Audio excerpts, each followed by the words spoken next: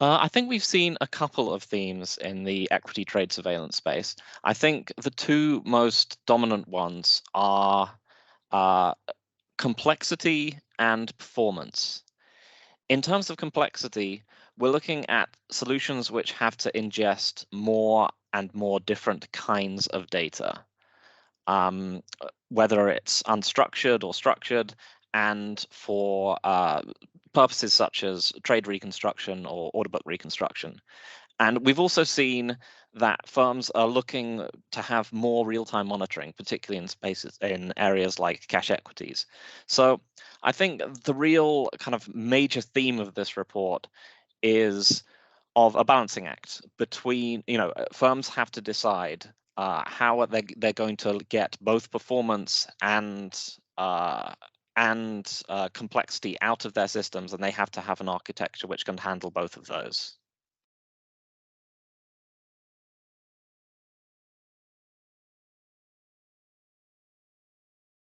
So, personally, I think the equity trade surveillance space is one which has been quite well established with, a well-known list of vendors amongst market participants. Um, and I don't think that's necessarily changed. I think the market and category leaders in this space are still very much who we think of them as being, but we're also seeing a much more of a diversity in approach, which I think reflects that theme of the report. We're seeing more vendors who are focusing specifically on the data management and analytics.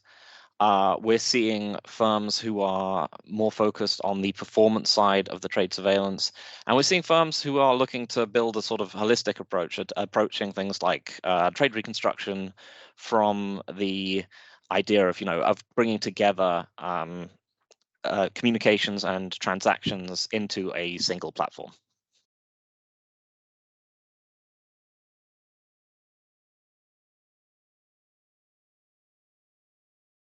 So Chartis is looking at really building out our trade surveillance coverage and looking at it in a much more detail.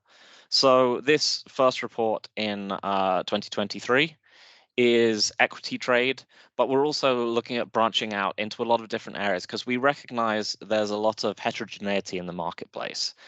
There is no single overarching trade surveillance solution. So we will be looking at things like geographically specific trade surveillance requirements, be they Europe or US, or we'll be looking at fixed income, or we'll be looking at institutional requirements. So we'll be looking at retail brokers and institutional brokers. So we're trying to get, the widest possible coverage, but also to be able to go deep into those specific areas given specific quadrants.